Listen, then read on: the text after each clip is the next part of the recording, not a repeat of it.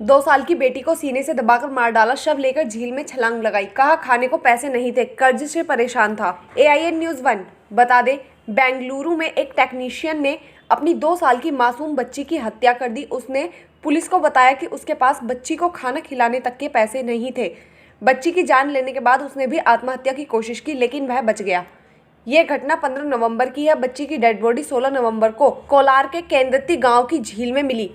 इस झील के किनारे पुलिस को एक नीले रंग की कार भी खड़ी मिली। इसे देखकर गांव के लोगों ने कोलार पुलिस को इसकी सूचना दी। इस सूचना के आधार पर पुलिस ने उस पिता की तलाश शुरू की, जिसके बाद 16 नवंबर को बेंगलुरु रेलवे स्टेशन से आरोपी पिता को भी गिरफ्तार किया गया है।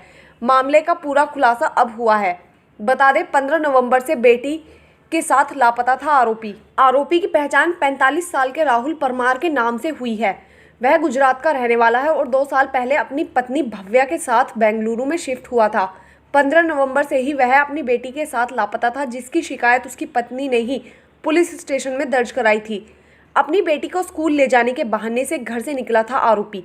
राहुल ने पुलिस को बताया कि उस दिन वह बेटी को स्कूल ले जाने के बहाने से घर से निकला था। वह खुद को मारना चाहता था, लेकिन बेटी के सामने होने के चलते वह ये फैसला नहीं ले पा रहा था।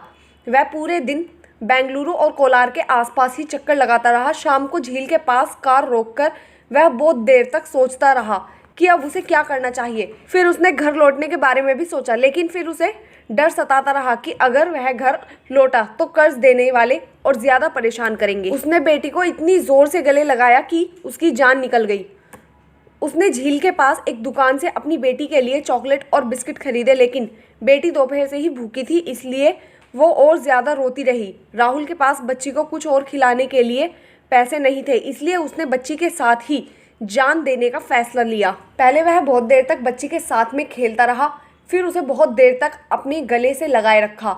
गले लगाए हुए ही उसने बच्ची का दम घोट दिया और उसके शव के साथ ही झील में कूद गया, लेकिन वह झील से बच गया। उसके बाद उसने ट्रेन से टकराकर जान देने की ठानी। वह बेंगलुरु रेलवे स्टेशन पर पहुंचे, जहां अगले दिन पुलिस ने उसे पकड़ लिया। पुलिस के मुताबिक राहुल पिछले 6 महीने से बेरोजगार था और उसे अपने बिटकॉइन बिजनेस में भी काफ़ी भारी नुकसान हुआ था। उसने अपने बेंगलुरु वाले घर में सोने के जेवरात चोरी होने की शिकायत भी पुलिस से लिखवाई थी। वह लगातार पुलिस स्टेशन जाकर मामले की जानकारी भी लेता रहा, लेकिन पुलिस की छानबीन पूरी होने के बाद पता चला कि राहुल ने खुद ही अपने घर से ये सारे जेवर चुराए थे और इसने उन्हें गिरवी रख दिया था। इसके बाद उसने पुलिस के पास एक झूठी शिकायत दर्ज कराई। पुलिस ने इस मामले में उसे थाने आने को भी कहा था, लेकिन उसके पहले उसने अपनी ही बेटी की हत्या कर दी। पुलिस का मानना है कि चोरी की झूठी रिपोर्ट लिखवाने के मामले में भी इसे कार्रवाई के डर की वजह से उसने बेटी की जान ले ली है। पुलिस अब मामले की जांच कर रही है। Bureau report, AIN news 1। हमसे जुड़े रहने के लिए हमारे YouTube चैनल को सब्सक्राइब करें और बेल आइकन को दबाएं।